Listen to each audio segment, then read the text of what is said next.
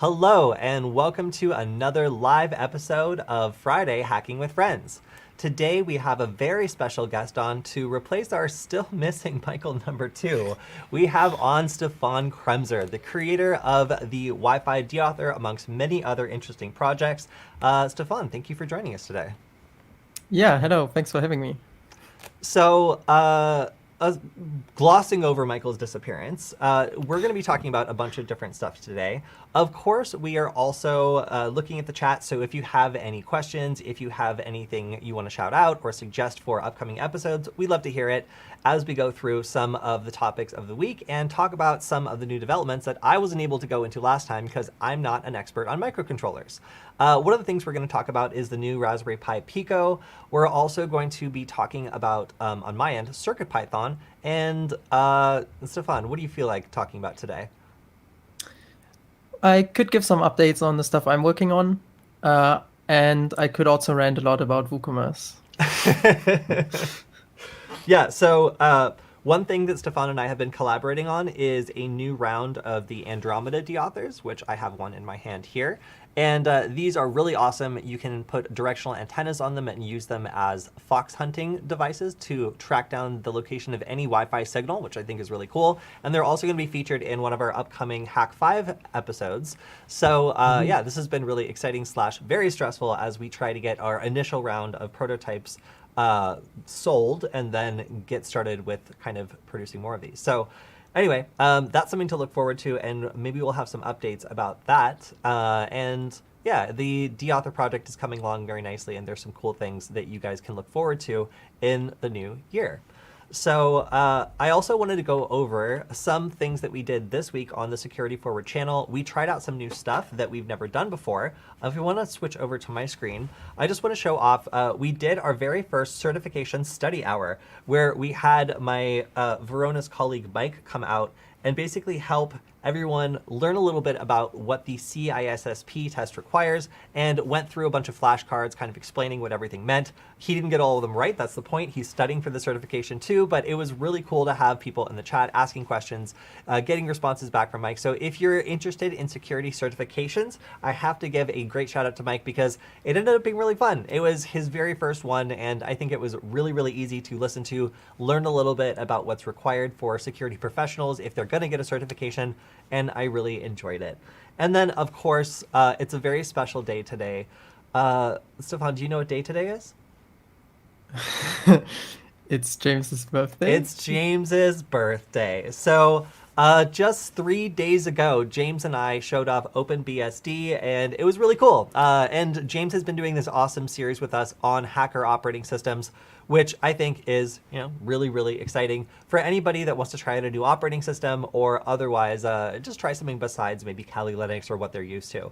Now, today is James's birthday, so if you want to say happy birthday, James's Twitter is at jamsdev. JAMZDEV. So if you want to wish him a happy birthday, please pop over and do so today. He would be on the show today, but he's otherwise engaged. So thank you for all the great work you've been putting in, James, and happy birthday. And hopefully other people can wish him a happy birthday as well. Oh, glad I can replace James. I'm that good. Right? No, basically you're Michael 4 at this point. We just keep losing them. Who can really keep track of them though, right? But yeah, so let's go ahead and get started with the main part of the show. We have so much to talk about. Should we do my least favorite comment of the week, or should we just jump in? Let's do my least favorite comment of the week. So, all right, every week I go through our YouTube channel and I try to respond to some questions and stuff. Mostly we save them for the live Q&A, but I do try to write back to anything that's easy to answer in brief. And sometimes we get some questions that are either hyper aggressive, like, hey, how do I attach a firearm to a drone and add facial recognition so it can go and do this thing I'm thinking about? I'm like, no, Skynet, I'm not going to do that for you. And then sometimes we get comments like this. Please take those ugly stickers off of your laptop. It doesn't add any credibility, ... an ellipsis. Thanks for the video, though. So first, thank you for your comment. I have to say we are a young channel, and frankly, any interaction is helpful. But also, hacker stickers are a part of hacker culture. Not everybody understands this. I think some people might think that it's like you trying to flex on other people, like how technical you are. And I'm sure that there's some people that do that. But if we could cut back to just me and Stefan, my stickers are pretty extensive and very, very clearly say the stuff that I'm interested in, support, or am passionate about. So it's like telling, like someone who lives in a rural area, they can't have an NRA bumper sticker or something else expressing their strongest beliefs on the back of their car. It's like, this is how you can communicate to other people from a far distance, like, hey, I met with the NSA one time and got this cool Ghidra sticker. Or I went to this cool hackerspace one time and, this was from the time that we made that PCB. I believe that your hackerspace is elsewhere on this. This is basically a list of different companies I've worked with, a list of different types of software that I'm really interested in or specialize in. Like this sticker over here was actually sent to me by the people who make Kismet, which was super, super cool. It's just like there's tons of different things on here that relate back to me personally. Like these are things that I'm very passionate about. These are places I've been. They're people I support. So if someone across the room sees like an obscure hackerspace in like Norway, for example, and we can have a conversation about how cool that place is and the fact that I got to stop by there and got that sticker, like it's something where it starts a conversation for people that are interested in the culture. It lets you know what kind of things you support, what kind of people you interact with, and what kind of projects you're particularly interested in. So if I like look around the room and I see like someone with a bunch of stickers on their laptop, but it's all about like web dev, like I'm probably not going to start a conversation with them. Yes, we're both sitting in a cafe with stickers or whatever, but like they're into different stuff. Like we're not exactly on the same page. But if I look over and I see someone who their sticker says in Russian, my other computer is your computer, I'm like, oh, okay, like we might actually have something in common because we specialize in the same things. So yeah, just a funny comment. And then of course, I responded, my stickers are beautiful and represent my culture. I will try not to take it personally. And they apologize for offending me. Wow. Yeah, so, but that's okay. Just know that people who have a lot of stickers on their laptop are usually just kind of communicating to everyone else the things they're really passionate about. And that's why we like it, because it allows someone to understand what you're interested in or how they might be able to open up a conversation with you if they really wanted to. And I think that's pretty cool. So yeah, sorry, I will not be... It definitely adds credibility. Oh, I have of to course. disagree with the comment. If you have a bunch of old stickers that are for like security related software, especially if it's like Arch Linux stuff, you're just like, oh, this person likes security a lot. Like my stickers basically say I like hacker culture and breaking computers. But I also have other computers and the stickers on them have different moods. Like we have one laptop we can't have on camera because it's too aggressive. Like some of the stickers would get us like banned from certain countries. So yeah, not that one though. That one's on virtually all. That one gives you so much credibility you cannot imagine. You wouldn't believe, as soon as I put the SpaceHuhn sticker on my laptop on Nullbyte, how many people immediately flooded the comments because they were excited to see that I knew about and supported this project that like they also loved. So like this is just a way that hackers communicate with each other, like low key, and tell each other like what kind of stuff they're interested in. So. Sorry, won't be peeling these off anytime soon. The canary token sticker, like that's a great sticker. I've got so many birds on my laptop and so many like great holographic stickers. I feel like some of this might stem from a little bit of jealousy. And again, there's all kinds of places you can get these stickers that aren't lame. But yeah, so that's my most hated comment of the week. Just kidding, I don't really hate that comment. It was just funny and I wanted to highlight it. So, all right, moving on. I wanted to just touch on something that we talked about a lot of like CVEs and like exploits that happened over the last couple weeks. Well, there was another one since we met last time. It is an exploitable heap overflow in Libgcrypt. This is something that GPG uses. There's a really good technical breakdown of what this is. The problem here apparently is just using C, I guess, which is like not a great language for trying to do this. And if you want to check it out, this Twitter thread, I have retweeted this, is a really good breakdown. Filippo Valsorda. I tried it, I committed to it, and I went through with it. AKA at FILOSOTTILE, has a great breakdown of like exactly what this is and how serious it is. Really though, update stuff, especially homebrew. Yeah, Wait, so what is this about exactly? This is just another exploitable flaw in like a Linux cryptographic package that's also used in homebrew. Ah, yeah. Okay. I guess I should update. Yes, update. It's pretty much just a update situation because the sudo situation from last time is continuing to get worse. Now, the sudo exploit we were talking about allows somebody to get privilege escalation. So they're able to gain root when they really should not be able to. And this is something that was very, very widespread. And that's why if you're running a Linux server or Linux system, like it was very important that you update.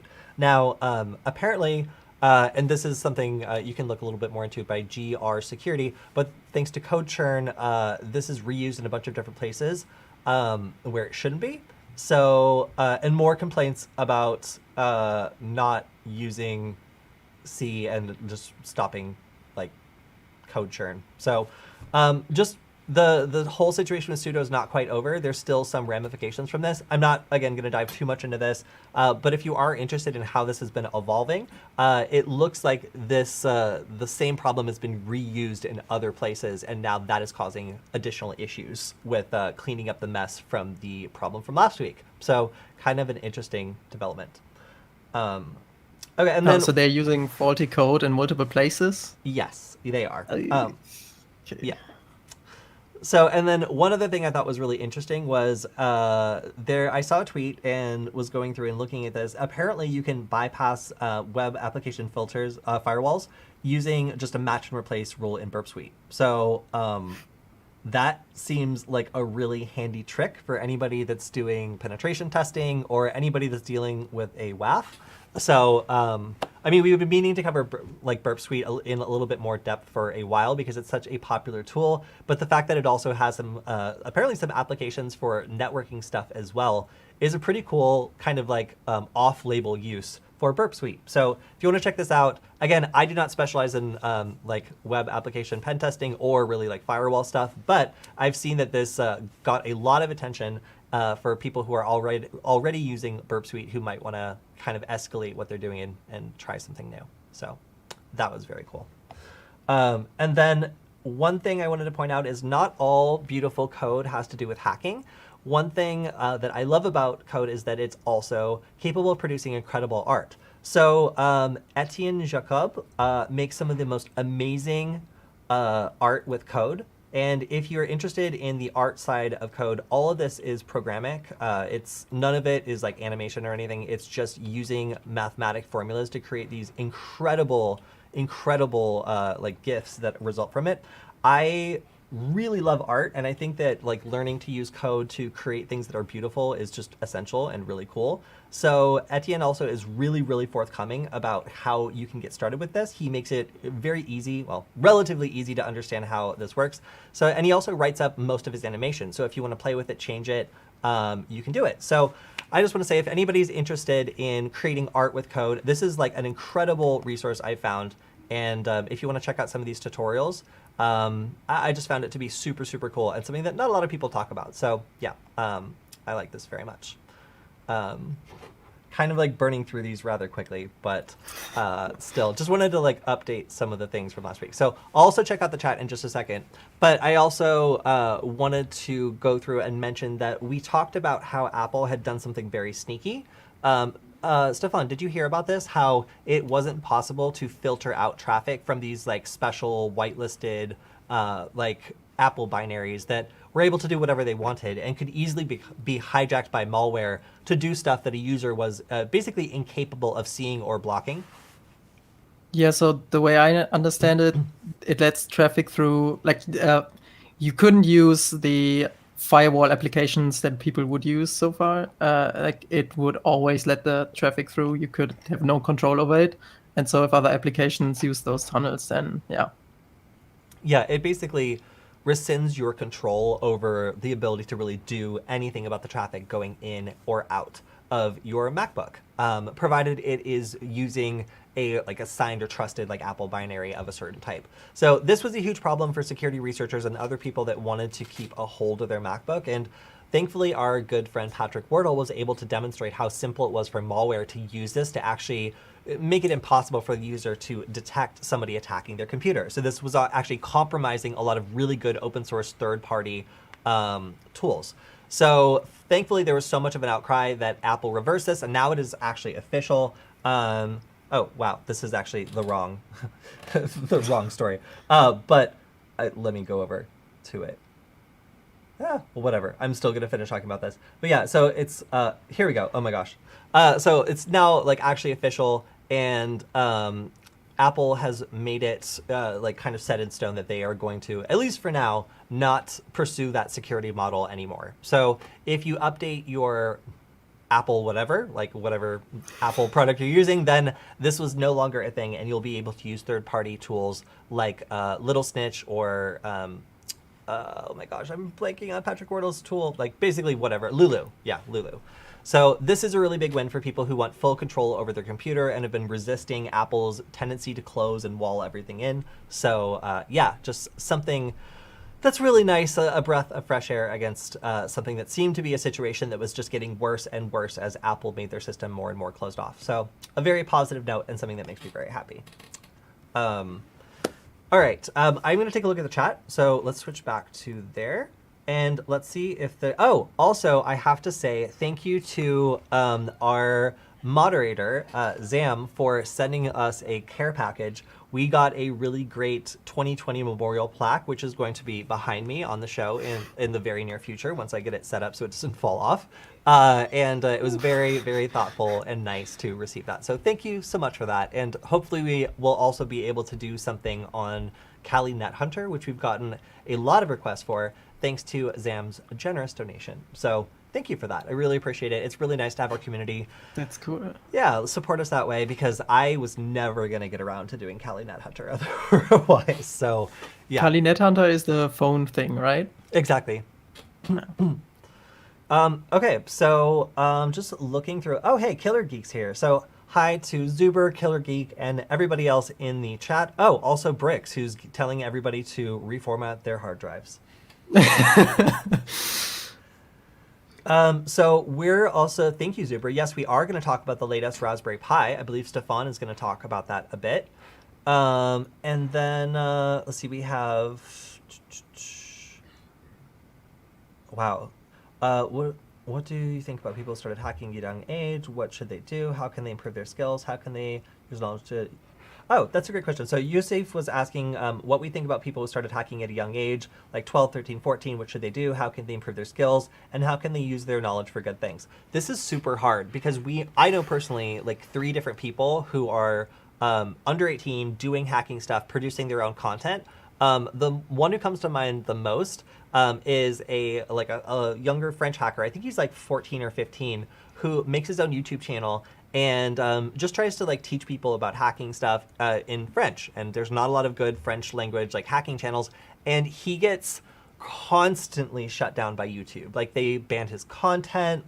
People will use automation tools against his stuff, and YouTube will do nothing about it. It's been really rough for him because until you are an adult and people think that you are an expert at something, even if you're really passionate about something, a lot of the time people don't take you seriously, and you're locked out of a lot of the tools and controls and resources that adults have. So for one, if you find a vulnerability in something, it's really difficult to convince someone that you are going about it in a professional way and not just messing around or doing something you shouldn't. Our friend Alex Lynn has gotten in trouble many times with his school for trying to fix or otherwise mess with something, and they just automatically assume the worst possible thing that he could be doing, even when he's actually not doing anything wrong. So it's very difficult as a younger person to be into something that's seen as getting into trouble, because frankly, it can get you into trouble. If you are someone that likes hacking stuff and you hack something and you try to disclose it, but you don't do it the right way, if somebody thinks that you've done something illegal and, you know, either they don't like you or they overreact to it, that can get you a criminal record or otherwise cause problems that will make it more difficult for you in the future to get a job in information security, depending on where you want to go. So, yeah, it's really tricky. I would say the best things you can do are get into very safe spaces like bug bounties, bug bounty programs like Bugcrowd or HackerOne. Like a lot of the time they have really good resources for getting new people into the industry and teaching you how to do things legally, safely, and in a way that people recognize. It's very hard to be interested in something that's like a niche thing like this and have people understand that what you're doing is trying to help others when it might just seem to them like you're causing trouble and like bringing up problems that they don't want to deal with. So that's a very common thing. But I would say if you're willing to reach out to the community and get other people who are willing to teach you how to kind of come in to the professional community from it being a strong interest, you can kind of set a path much earlier on. And you know, even doing things like getting certifications, like a couple, I think our one of our writers, Ian from Nullbyte, was one of the youngest people to get a security certification. And frankly, as somebody who was hiring for, you know, somebody to do information, InfoSec, like it really helped that they'd gone through the trouble of getting a certification. So I knew that this very young person still took themselves seriously and was willing to do things to show me that they had the skills I needed to see. So yeah, I would say reach out to other people in the community. If you can teach others, it's a really good way to teach yourself. And then if you can try to chart a path to, you know, be in a safe space like bug hunting or something else that other people understand, you reduce the likelihood of getting yourself in trouble and having people misunderstand your interest as just generally getting into trouble. Yeah, I think that's some good points. I mean, being a part of a community is probably in that stage really important. Having the right people with you that can help you and like you can learn from each other. Yeah, definitely. Yeah, and when I was first getting into hacking, I found flaws in businesses, like all sorts of things all the time, and I had a very hard time understanding the right way to communicate it. I was very concerned and worried that I was going to get in trouble, and it turns out that was a valid concern. There are people who, you know, will send a not so polite email to a business kind of with an air of superiority, and that business thinks they're being ransomed, like because you know, I've seen this happen before. So it's hard for young people to get started in InfoSec, frankly. Like it isn't hard for them to start learning the skills, but it is difficult for them to get others to understand what it is they're doing. So frankly, learning how to explain to others why you're learning these skills and what you're trying to do is a big part of being able to explain this interest and make sure you're not alarming people or potentially getting unwanted interest from the police if, for example, your school thinks you're getting into something that you shouldn't be. For all they know, you know, all these problems they're having could be easily pinned on, you know, a target that's presented itself. So in these stressful times with people, especially schools, like dealing with all sorts of new IT problems, you don't want to present yourself as the unknown variable that could be behind, you know, all of their issues. It's just people are looking for a scapegoat and you don't want to be that person. But unfortunately, if you're that person that's known for poking around in systems and maybe messing something up, they could look at you. So yeah. Well, one person also says gatekeeping and security sucks. It's crazy. I've seen like not only a lot of Twitter drama lately around people who are like trying to enforce like a lot of like kind of stuffy standards of professionalism into like ethical hacking and cybersecurity, but like also when we do these operating system like episodes, some people are so mad that we don't like or like love their operating system of choice. We get like very aggressive comments from people that are just like, are you stupid? You must be stupid to not be able to figure that out. Obviously this is the best operating system, so I'm not going to take you seriously anymore. And that kind of stuff is like, you know, for people that are just getting started, it's really discouraging to hear someone telling you that like you chose wrong when really you just didn't choose what they chose. So just kind of a note, like gatekeeping in cybersecurity sucks. Like there's a lot of people that pin their ego to this job, and it's difficult for them to accept that people of all different skill levels can contribute. So if you're talking to someone that feels like threatened by your interest in InfoSec and like feels the need to like put you down because they feel like they haven't grown themselves enough personally, like that's too bad for them. But try not to let it reflect on you too much, because unfortunately there are a fair amount of people like that out there. I've dealt with them myself, and it makes it very difficult to do this work sometimes when you have people in your face claiming to be experts and telling you that you're wrong.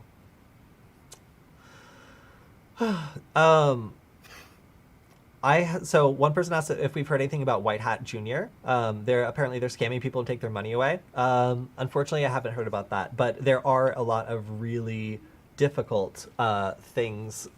I guess, what am I trying to say? It's really difficult to find good, high quality resources you can sink your money into and get a high quality education in cybersecurity that don't cost a ton of money. So be really careful out there when you're signing up for stuff, because you never know the quality of it, and you never know.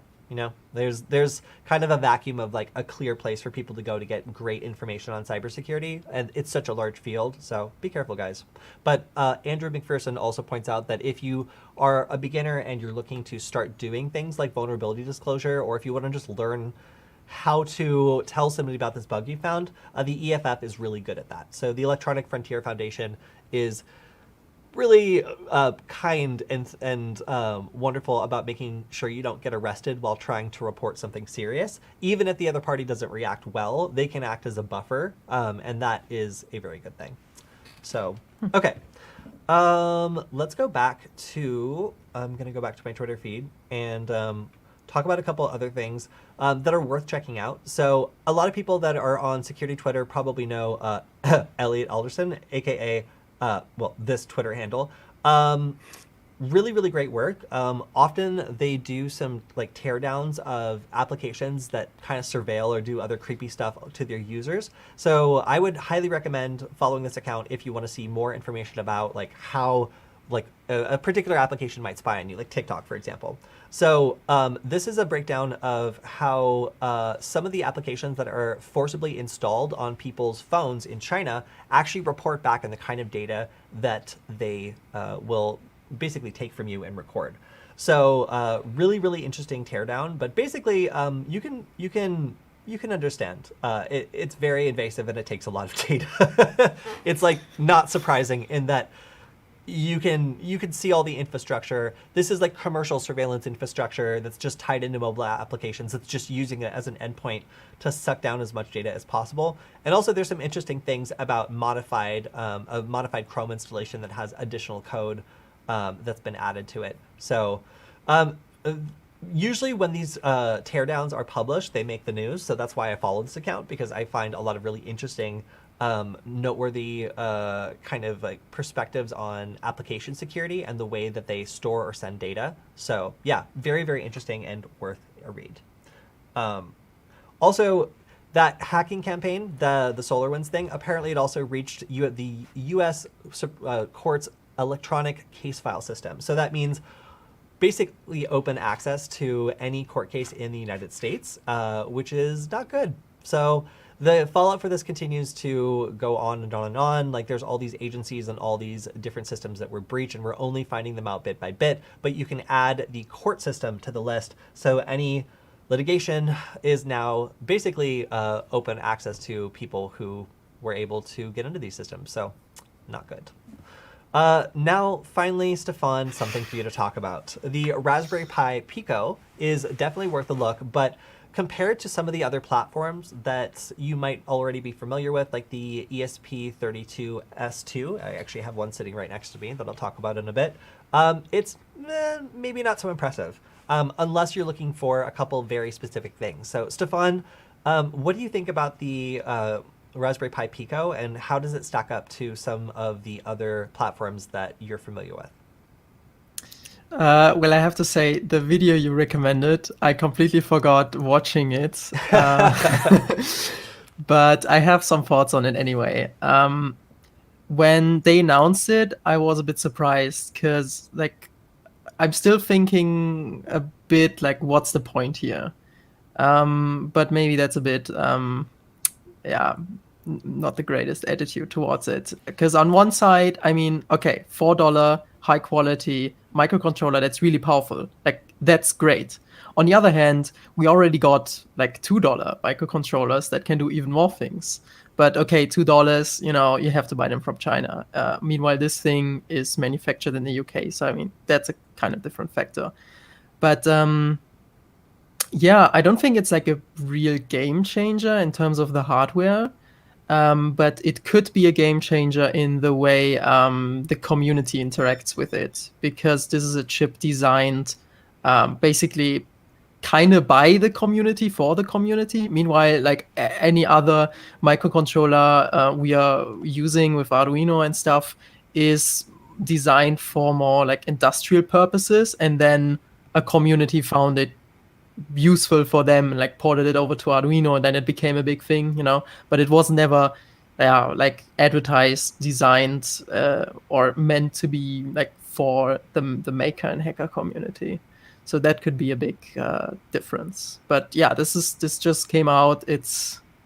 We'll see where this goes. It's weird to see a Raspberry Pi microcontroller, because usually we explain to people what the difference between a microcontroller and a Raspberry Pi is, and now Raspberry Pi is like, oh hey, we have a microcontroller, which will definitely confuse a lot of people. Yeah, it's gonna be a lot more complicated to explain that, because now there's like a notable exception to this rule that was very cut and dry before. So yes, that's gonna be a little harder to do from now on.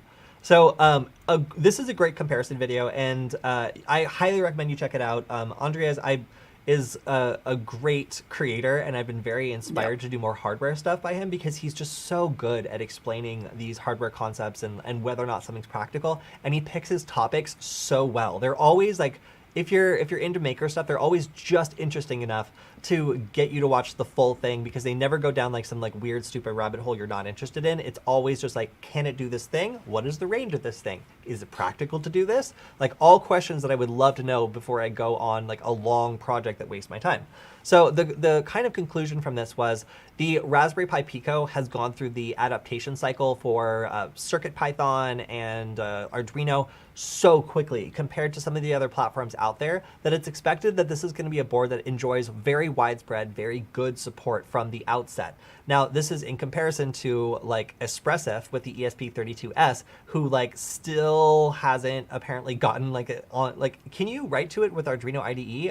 I seem to remember that there was at least a point where you couldn't actually write via Arduino IDE to it. You could only use like CircuitPython. So like I think that it's being adopted faster, which means you can expect other iterations to be adopted faster as well. And that's good. Like having early good community support is something that's critical for this to be a success. Now, on the flip side, is it more powerful? No. Is it necessarily like better for any one project? Not really. It doesn't consume less power than some of these other alternatives, and it doesn't really like it doesn't have a lot of clear-cut benefits other than its adaptation. Does it have Wi-Fi and Bluetooth? No. Suck, because like that's all I really care about. So this is not really comparable to some of these like other platforms that cost, frankly, the same thing. It's great to have a $5 microcontroller, but we have that already. It's called the ESP32 or the ESP32S, and they enjoy things like USB support natively, where you plug it in, you're able to drop stuff onto it, that make it a pretty competitive platform to this for projects that require connectivity or a little bit more horsepower. So yeah, just compared to the ESP32S, this is not a powerful chip, and will not be able to do a lot of the things that the ESP32S can do. So just keep in mind, if you're looking for power, this is not it. If you are looking for Wi-Fi connectivity, this is not it. If you're looking for Bluetooth connectivity, this is not it. But if you're looking for an easy-to-use board with widespread adaptation that's under the Raspberry Pi brand, so they're going to make sure that certain quality standards are met and that they listen to their community, then this is good. So from a community perspective, I still think that this is definitely a step forward and worth checking out, because the price point is low, it's easy to program. But now let's talk about the languages you can program it in. So I believe this has CircuitPython support. Guess how much I like CircuitPython, Stefan? Oh, I heard you had a really nice experience last night programming the 32S2. Yes, I did. So my good friend Stefan was like, hey, you should go ahead and get the ESP32S. There's this weird export thing where you have to say that you're not going to make missile guidance systems out of it, but it's totally worth it. So I went ahead and bought 2 of them. And guess what? They support CircuitPython natively, And after coming from MicroPython, which like kind of makes sense and actually has like more remarkably good to the point documentation, we're talking like, you want to know how to use a library? Oh, okay, well, here's a list of all the things you can do with it, and here's examples for every single one. Easy, easy. Now, MicroPython and CircuitPython are not the same. CircuitPython is Adafruit's friendly fork of MicroPython, which again, I'm much more familiar with. So in order to use this thing, we got to friggin' use, oh my God, what is it? Moo? Yeah, Moo. So this is Moo. Moo, in my opinion, so I'm used to editing code on like a, let's say a ESP32 or an ESP8266 using MicroPython with like Jupyter Notebook. So I'll like have blocks of code that I can run on the microcontroller, then cram them together into one piece of code, and then basically ship that one piece of code. For me, that's like the easiest way to do it. I really enjoy it, and no such luck with this. You get a REPL at the bottom that you can copy and paste like one line at a time into, and then you get code up here. The documentation on CircuitPython is vexing. That is the best word I can think of to describe it. You have a question like, how do I program this tiny little screen to make the tiny little screen say words? And the answer is like, oh, okay, well, here's documentation, but also at the top, it says that this isn't supported anymore. So click on this link to go to the new documentation. And then you go, and then the example is like 80 lines long. And like you have to have like certain hardware for it, or it's like incredibly niche. And like, I don't understand anything that's happening beyond line 6. And it's like, what do I do? Like, what do I, so, okay, so this is what I ended up with, you guys. Like, this is all I wanted to do. So outside my house, I have a temperature sensor, which, oh, it's beautiful. I'll show a picture of it. So outside my house, I have a temperature sensor, and that temperature sensor is in the special screen, which is beautiful. See if I can find it. Here it is. Oh my gosh. So this temperature sensor sits outside my house and over Wi-Fi broadcasts as a network name the current temperature in Celsius and, centigrade and Fahrenheit. Now, all I wanted this ESP32S to do, and this is an Adafruit Metro ESP32S, all I wanted it to do was read that and then put out the current temperature on a screen. That's all I wanted to do. It should be 8 lines, maybe 10 lines of code. Instead, the only functional way I could find of doing this is to incorporate this giant function.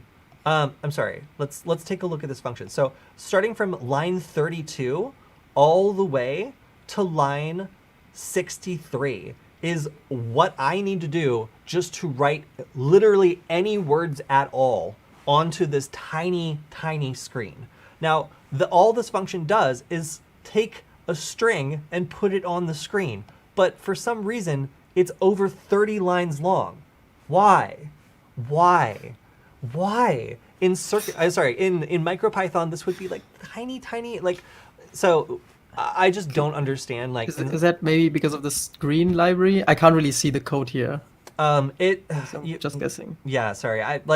There should be a library that does this or something else where I can just call a function and be like, print on screen. But because that's beginner friendly, which is what this language is supposed to be doing. It's bringing, interpreted language like onto a microcontroller. Great, cool. But I just wanted to officially complain about the documentation. If you're a beginner and you're trying to get into Python on microcontrollers, like, why do I need to read like a 4-part like article on like like things that I would never ever think to do with this thing just to get like a simple answer about one library function? It totally blows me away.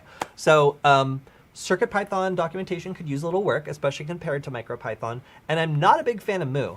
But as you can see here, I can pop open, I can basically plug this thing in. It will automatically detect it as a USB device. So that's super cool. And this is an improvement over previous versions of the ESP32. You would have to use like connect over Wi-Fi or like connect over like a serial port. This actually mounts itself as a USB drive.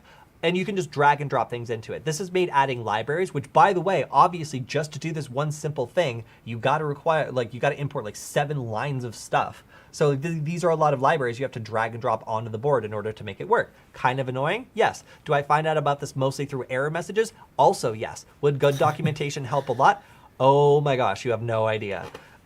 So yeah, that's the state of CircuitPython. If you guys are interested in checking out CircuitPython, I curse at it a lot, but frankly, it's still easier to work with than Arduino, in my opinion, for beginners. So I threw this together in like a day of just like swearing and Googling. And the result here is this. This little, because I added some fanciness too. The result here is that this tiny little, well, medium-sized, I guess, Adafruit Metro ESP32S2 Express outputs the current temperature to the screen while also setting the LED according to what the temperature is. So if it's hot, it'll set it red. If it's cold, it'll set it blue. So right now it's like purple because it's about 4 degrees centigrade or 39.83 degrees Fahrenheit. So I can visually kind of see the temperature from just looking at this and getting like, you know, a read on like how purple it is. So fun project. I'll probably post the code for this later, but no, I will post the code for this later after I clean it up a little bit. But this was not fun, you guys. Like I got really mad at this project. So if you're looking for like an easy, fun time, like working on something in Python, like look somewhere else because this is not something that I would necessarily recommend. I haven't tried out CircuitPython on the ESPs yet, but I did use one of Adafruit's, what is this called? Circuit Playground? Yeah, this is actually the Bluetooth version. I found these much more fun to play with, possibly because Adafruit did make them specifically for beginners and for CircuitPython. So the libraries, like these things have a lot of like LED sensors, they have a microphone, a speaker, they have a lot of I/O, and the libraries that are available, like they work. Okay, there's a proper library for everything here and good documentation. So if you're just trying to start with MicroPython and hardware stuff, like something like that is maybe worth checking out, or maybe the new Raspberry Pi, who knows? Yeah. Again, like I brought this up because it seems like the new Raspberry Pi Pico does support, CircuitPython right out of the box. And I do this to myself every year, you guys. Exactly a year ago, I was on like a train in Europe, like not to this day, but the first time I started messing with CircuitPython this year, I was on a train in Europe trying to figure out the serpentine, like how to get that to do like anything.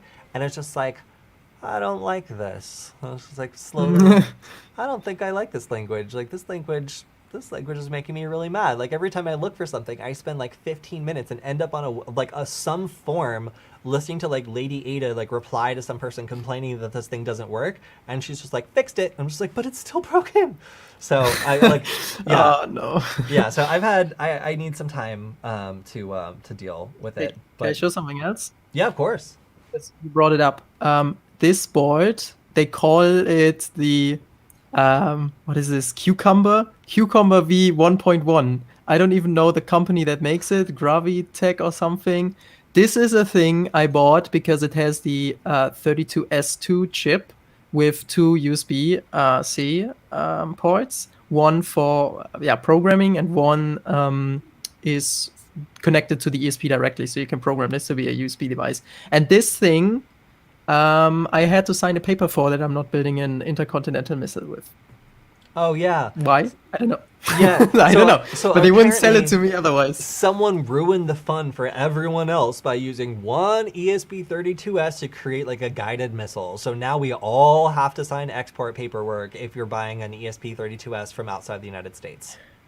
This thing has cucumber artwork on it. This is such a innocent, weird device, okay? And I had to sign papers because for some reason this is like export restricted or something. It's ridiculous.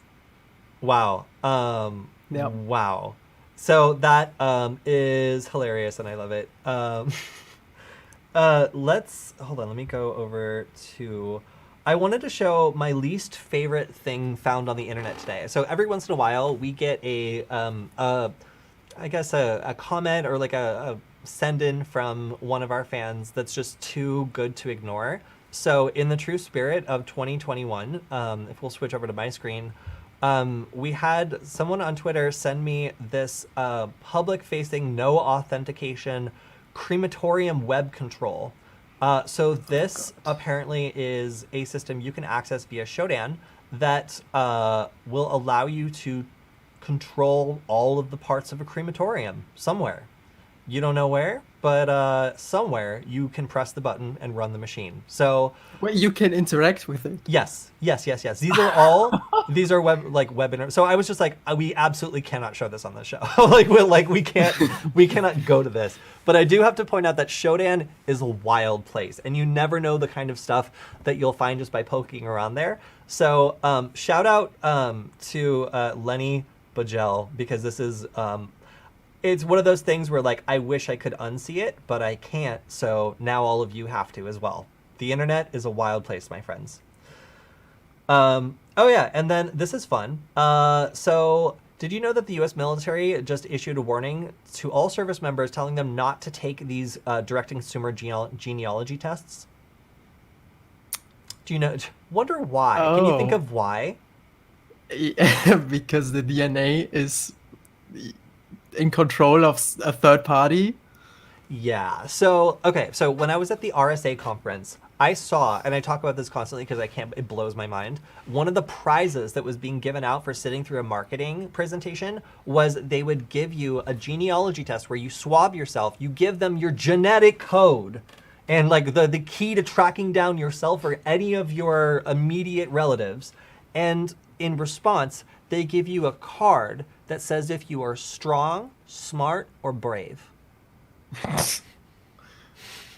was like, Wow. give me your wallet. I'll give you a card with an affirmation. Like, what? Like, what are we doing here? Are you serious? So, like, here's the problem. If you haven't like thought this through and like been paranoid like I am, like first, these databases are poorly secured, and these companies obviously aren't making a lot of money off the front end if they're sending you a literal meme in response to giving you like a free gift. Instead, they will turn around and take this massive database of people who are free with their DNA and sell it. Now, who will they sell it to?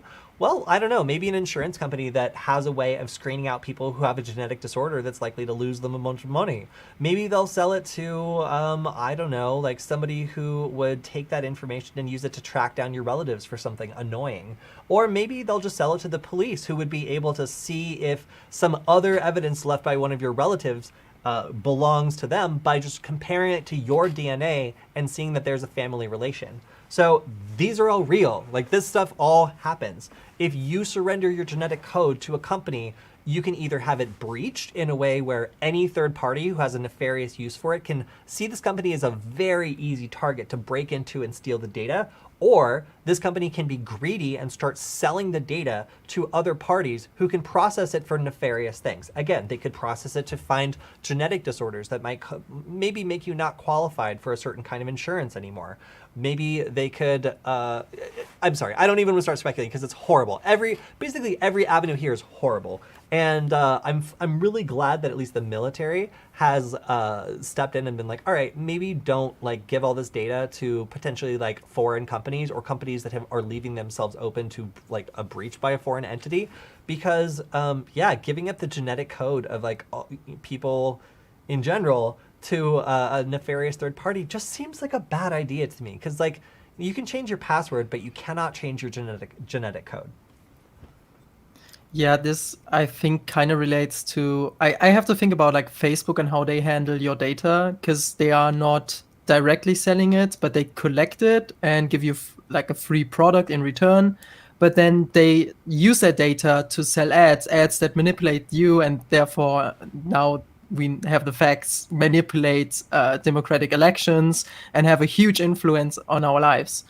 And maybe like, and that's why, you know, like data rights are important. And this is just kind of the same thing, but much more yeah, like important, more it has an even higher impact, and maybe we are not aware of this. This is just like, oh cool, a free product, let's use it. Like there won't be any downsides, right? Even if the company doesn't directly sell the DNA to someone, at some point they will lose it accidentally, will be hacked, will be bought by someone else, or, you know, still use it for maybe statistical research that they then sell to others that then can use it for something you don't want it to be used for. You just, and the moment you give them your DNA, you lose control over it. And it's not like your like usage on the internet, like we have with like Facebook and stuff, that you can maybe change or like try to hide. Like this is your DNA. Once someone has it, that's it. So If you don't yeah. want to be in like a face-off style scenario where you're dealing with like that wasn't a clone. Face-off was a different movie. But if you don't want to be dealing with a clone of yourself in 20 to 25 years because some random company buys your DNA off of like a DNA broker website and just spins up a clone, yeah, maybe just don't give it up to anyone who's going to send you a meme or something you already know about your family, like what country you're from. Like, just ask whether or not it's worth it. And some people have asked, like, is it possible to do this like anonymously?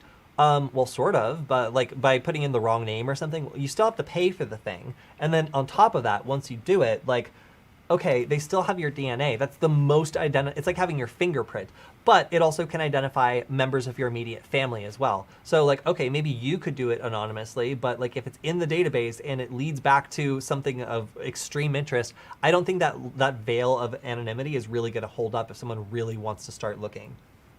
Just doesn't seem like a good idea. Oh, and speaking of stuff. Creepy police surveillance, Ring cameras are very controversial because they're basically like a surveillance network that's privately owned by Amazon, and the access to it is not always clear, like who can see it, who can't, and who can send requests for information. Now, this is a request for footage from LAPD that's basically asking for footage of the Black Lives Matter protests that happened earlier, well, I guess last year now. So just be aware that like even in public spaces, people's front doors are becoming security cameras that can be requested automatically by police. Like I kind of like to just remind people like where we are in the creep of like dystopian surveillance. Like we are now at the point where private citizens are putting security cameras on the outside of their door that go back to a company that stores the data and can access it, and also is facilitating requests automatically, geographically to like entire geographic areas, so police can easily request and view this data. And it's like that as soon as you give them permission. So just know that security cameras, closed circuit TV, like we make fun of the UK a lot for just how like just literally covered they are by closed circuit television. But in the United States, these private security networks are actually beginning to, I wouldn't say surpass it, but become so common that we're getting into the same situation, only instead of the UK government or what police agencies, these companies report back to Amazon. Oh joy. Amazon is getting more and more creepy. I mean, it's not, they don't just have the Ring cameras. I mean, they also have the Alexas and other stuff. Yeah. And yeah, they have lots of all information about what you buy online, because if they're not directly involved, they're somehow indirectly involved, or they host servers of the other sites. It's crazy. Yeah. Yeah, so we also ran a poll to find out what our next Hak5 episode should be. Just want to thank everybody who responded to that poll, all 227 people. Looks like we're going to go with the Wi-Fi neighbor from hell. So there's actually a really great true story of some guy who went absolutely crazy on his neighbor, hacked into his Wi-Fi network, and then did a bunch of horrible things. So we're going to take a modern take on that, show off ways that a somewhat sophisticated evil neighbor could start messing with you or hacking your Wi-Fi and your devices, and what steps someone could take in order to protect themselves. So it's going to be a fun episode, and it's because you guys told us what to do. So thanks for that. I voted for the psychic. You voted for the Wi-Fi psychic? Yeah. I probably should have explained that better. We were going to have me pretend to be a fake psychic, have like someone put their phone like on the table, but then just point a giant directional antenna at it and then like pull secrets out of the phone and just like make fun of them with it. So that sounds so good. I know. Maybe next time. Vote for it next time, you guys, and we'll do that one as well. All right, let's go away from my screen, and I'm going to check out the chat again because I think we're coming up on our time-ish. No, we've got like 8 minutes or so. Yeah. So if you guys have any questions, if you have any suggestions for upcoming episodes, now is the time to do it. Stefan and I are going to talk about, well, whatever we're going to talk about. What do you want to talk about? I really want to talk about the ESP32S at some point, or S2, and like have people understand like what it is and why we're excited about it. But yeah, if you guys have any questions, we'll try to answer those as well. There's also the S3 now, which has been announced. Yeah, which you're excited about, and I still need to be sold on. But I'm like... It's the same thing as the S2, but more powerful with Bluetooth. It's just the same, but better. Yeah, so we're I won't need too much information, but Stefan and I are talking about what the future of the Wi-Fi deauthor project is going to look like. And it's kind of exciting because like, when I first started working with Stefan, I was going to community college, and random people in our like makerspace had like the deauthor watch or like other products that like were actually from our friend Travis, but were running Stefan's code. So like so many random people have interacted with this project since Stefan created it, and I've been lucky enough to be present for the development of it into the V3, which has a lot of more sophisticated attacks and has pushed this kind of to the limit of what it can really do. Now, Stefan and I have been talking about like how we can evolve this project into something that's going to be more. Like what is really lacking from this project, and what can we do, and what hardware is out there to make something that's truly, you know, new and incredible and can do more stuff. And we've kind of settled on the ESP32 S2 or S3 as a potential new, basically switching from the ESP8266 and moving up to the ESP32 S something. Just because of the power, the fact you can plug it in and it mounts itself as a USB drive, so you can drag and drop code. There's just so many things that would make teaching people about this stuff much easier. And the price on these is really starting to come down. You know, I can grab, if I buy a large order, I can get like ESP8266s for like $1.80, like if I'm willing to wait 2 months to get them.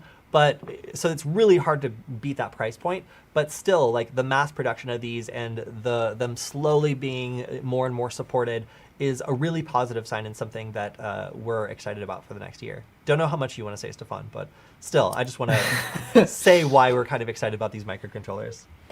ESP32 is definitely the platform I will invest more time in, because there are multiple chips out there already and more in the development, and moving on to that platform is definitely the right choice. Also, I mean, we have been working on these nice Andromeda boards.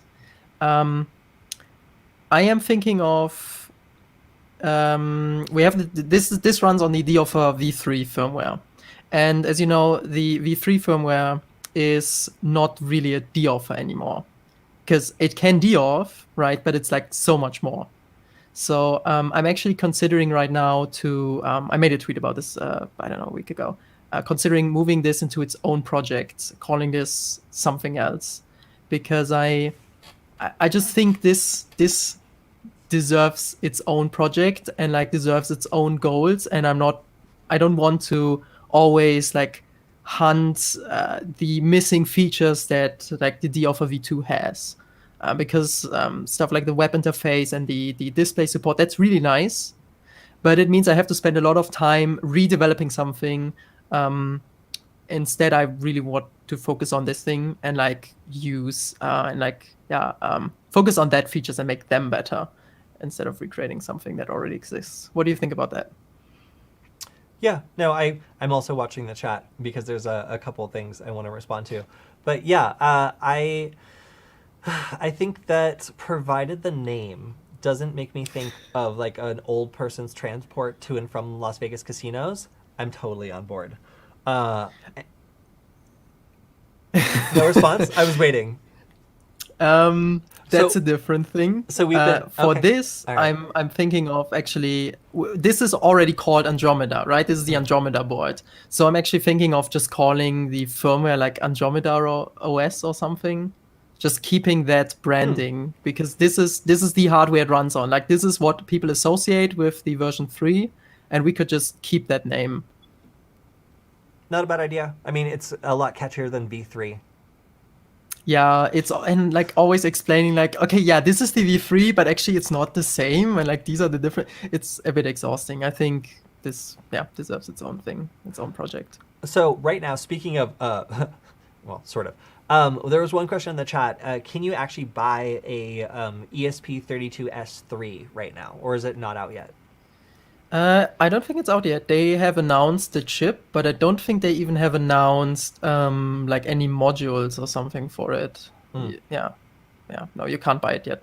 Yeah, so right now your best bet to play around with these is the ESP32S2, and that one is, right now you can get it from Adafruit in a variety of different packages. You can get it in a Feather, or you can get it in this weird Metro board that I got two of, because Or Stefan you can told get me it as a to. cucumber. Or you can get it as a cucumber, but you might have to sign some waiver paperwork so you don't, use it for missiles. Yeah.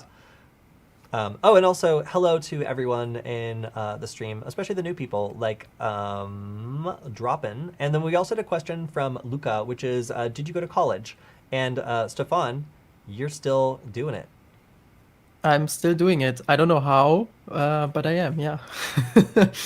Yeah, so I originally went to school for like biochemistry for a little bit, and then I decided to go into Wow. security, and then did a bunch of stuff in the private sector, up through doing stuff in tech. And then I got frustrated not being on the development side, so I went back to school for computer science and electrical engineering for about 2 years, and I'm still kind of going back and forth. I've just put things on pause with, the plague. But I definitely intend to go back and continue learning more skills, because I found that I love learning about things that I haven't had any reason to do before. So school gives me a great opportunity to find an excuse to try things I've never done. And electrical engineering and programming is definitely something that I went in thinking I want to do computer science. I came out realizing I'm much more interested in microcontroller programming. So it's definitely something that I've learned a lot from, and I've met most of the people that I work with through school. So, but that is community college. So, and there's definitely some downsides to that. So I have not finished school, but I am in school off and on, because I think it's important to keep learning about these things, because everything changes so quickly. If you feel like you're done, done learning anyway, then you're probably missing out on something. Yeah, I studied computer science, and I think I gained a lot from doing it, because my now company employees, my helpers, I met them through university. I met them through the hackerspace I started. And yeah, I think like this is really important. I don't know if I could tap into a crowd of people like that easily otherwise. Yeah. Yeah, it's hard to find people that get excited about nerd stuff. So school just happens to be like an area where you can find the people who have unique skills for, or unique passions for different projects, and learn to find them in yourself. So I found, for me, it was having a teacher that was able to get me excited about electrical engineering that really put me on the path of wanting to learn more about them and get more involved in working with and creating them. So I highly recommend school if you can afford it. Do I recommend taking on a bunch of student loans for school? No, I don't. I do not. I would rather go to community college. But you guys probably don't have, crushing student loans that haunt you for your entire life in Germany. Yeah? No? No. Confusing no. concept? There aren't. There basically aren't any student fees. There are some, but it's so insignificant. No, the education system here is for free, which is also makes me probably very privileged that I can just like keep on studying. It doesn't really matter that much when I'm finishing with my degree. I can just go on, do these other projects I want to do, and still keep on, studying as like a thing.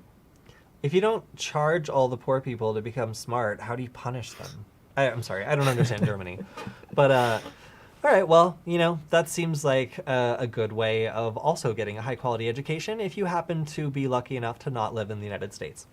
But I will also say, if you can't go to school, then hackerspaces are also a great center for culture and community. It's a good place to learn other skills, and often, like at the hackerspace I was involved in Los Angeles, Null Space Labs, we would have a lot of educational classes that would get people the skills they needed to get into InfoSec or just expand what they already know. So these are also great places for learning and being around other nerds to kind of just share what you're passionate about with other people and get great feedback from others who have the technical skills to guide you along the way. So that's really, it's hard to do this sometimes, because a lot of people feel very isolated, frankly, if they're out there hacking. Their friends don't get it. There's no one really around them that really is into the same things. But these little centers of culture really, really help feel like what you're doing is important or like it matters, and that's why we kind of seek each other out. So anytime I go to a new city, I always check out the hackerspace there. If I could just randomly go into computer science classes and just like check it out, I would do that too, but I think that's illegal. So yeah, like I think it's a really good way of meeting other people that will stimulate your interest in cybersecurity or other fields you didn't really expect to be interested in.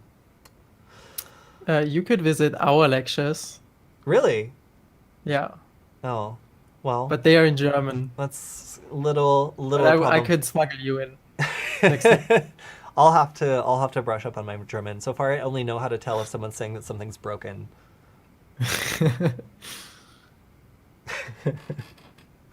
All right. Well, I think we are up on our time. Stefan, do you have any other major announcements? I haven't complained about Woocommerce yet. Oh, please go on.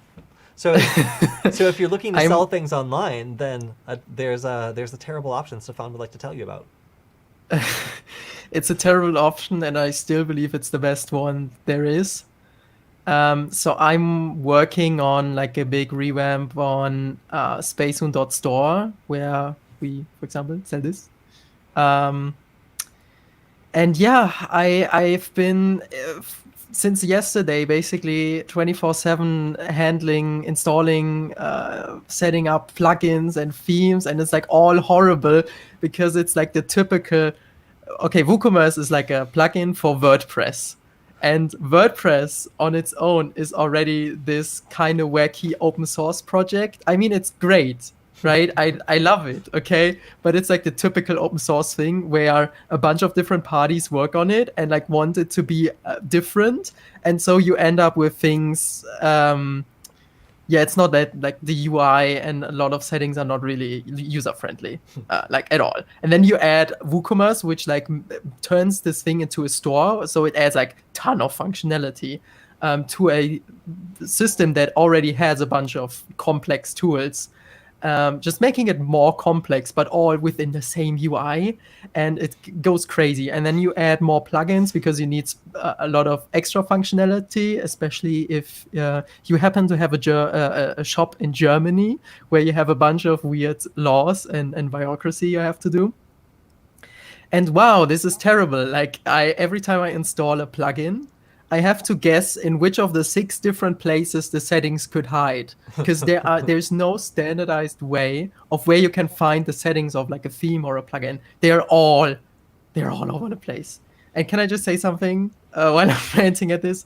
Why has no one written a good name your price / pay what you want plugin? Because it seems so easy and straightforward. I know it isn't. Like, there's probably a lot of like edge cases you have to look out for, and that's why the existing plugins suck so much. But still, it's like weird because we pay. I just bought the second Name Your Price plugin, and it also has bugs. I immediately noticed bugs where, for example, you can actually test that right now on SpaceHuhn.store. You can add something to your cart, and in the shopping cart, you can click edit to later edit the price. And if you do, you go back to the store, to the product page, but the decimal point has moved. Like, for example, I add a SpaceHuhn badge for $12.90 into the cart, then click on edit. I go back to the product page, and it says $129. Hey, that works out pretty well for you, though. That's a good bug, because the previous bug was people could buy your product for free by clicking inspect and then just changing one thing. So like just in order to get these stickers and these boards out to all of you, Stefan has to go through all of this work in order to make sure that his store doesn't get hacked. But then creating a store for hackers just means that people are constantly testing out all of the plugins and stuff he's using to sell stuff. So he tried to be really nice and set a name your own price, so you could scale the price if you want to donate a little bit more or just pay like, strictly like the cost of the parts basically. And people immediately figured out that it could be exploited. So it's really hard to make a web store for hackers. Yeah, I really think I want to keep the whole name your price system because it makes us special. It's like a thing. And if we just go to fixed static prices, then like what are we then, like any other web store?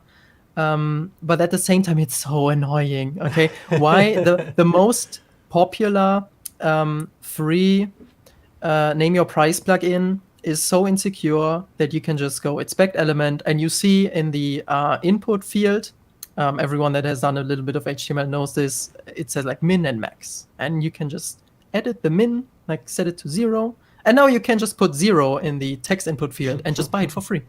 And I didn't even bother to check this before we launched the store, because I thought this is obvious. Like, someone that releases, publishes, and like people are using this in production, right? There are other stores using this plugin. I thought someone would have noticed. No. And we didn't notice until like a month later or something, when a guy from like India discovered this and wanted to buy something from us for free. He was nice enough to report it, and so we sent him a sticker pack. Yeah, crazy. Yeah. Oh my God. So now you guys can see a little bit about how difficult it is for like these projects to actually come to you. Like, in order to sell these and stuff, or do things like name your own price, there's a lot of problems that come up, and we didn't sign up to deal with any of them, but alas, we have to. So I'm very sorry for CircuitPython's documentation, and I'm also very sorry for this Woocommerce plugin that you have to deal with. I'm also sorry for everyone in the UK that we now no longer can ship to because of Brexit. We would love to, but we can't. So shout outs to the Brexiteers. And James. And James. Hello, James. Happy birthday, James. All right, everyone. I think that's all our time for today. Now that do you feel like you've complained enough about WooCommerce? Yes. Okay. Yeah. All right. So now that we've gotten it all out, I've complained as much as I wanted to about CircuitPython. Stefan has complained about WooCommerce. I think that all is right in the week, and we can start to close everything out. So thank you guys so much for joining us. Also, check out on, we're having a new show on, I believe it's Thursdays. I'll let you guys know the time, but we're going to start doing the certification live stream that we did on this Wednesday with Mike. We're going to do that every Thursday. So it's going to get to the point that we have something going on almost every day of the week, which is really exciting and cool. So stay tuned for that coming up soon. We're also maybe going to be doing something on Monday, but we'll tell you when that becomes a thing. So hey, I have a question. Yeah.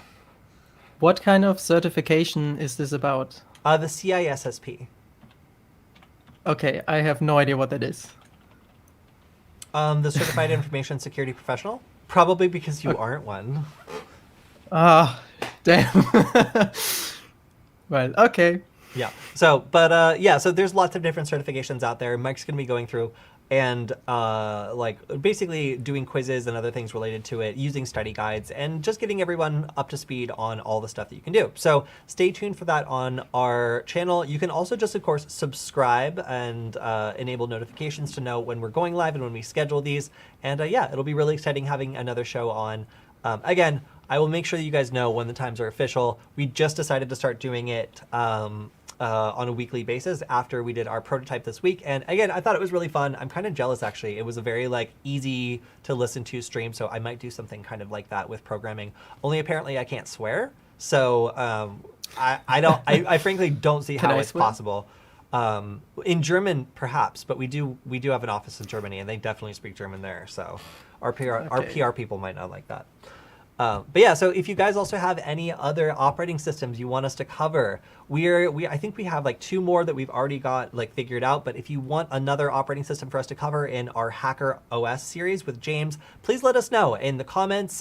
You can put them on the videos on the SecurityFWD YouTube channel, and we would love to cover some more interesting operating systems. Please do not say Temple OS. We're going to cover Temple OS. We promise. Don't stop saying that one. Oh, you really? Oh, of course. Going to? Yeah, we're going to do it. We have to. This will be a painful experience. We had 15 people separately demand that we cover Temple OS. So, obviously, we're going to cover Temple OS. Oh, also, Killer Geek asked if I have all my Cisco certs. No, I failed that class. But I did learn a lot about networking class, so I'm not even ashamed about it. Also, I wasn't really going for the certification. I just wanted to take a networking class, and it was just unexpectedly way harder than I thought, because it was for networking engineers who are going to do that for a living, not for curious security researchers that wanted to learn it mostly in theory. So, whoops. But Yeah, okay. So we'll see you guys next time. Make sure to check out the Verona's brand channel to see the threat update with our sometimes host Killian. We did that great crossover episode with the Office macros, which was super cool and scary because of how easy it is to compromise a Windows system. You can find more great stuff like that over at the threat update show on the on the Verona's brand channel. And of course, look out for all of our new stuff coming up next week. So thank you, Stefan, for joining us and complaining about Woocommerce. And Anytime. we will see you guys next time. Bye.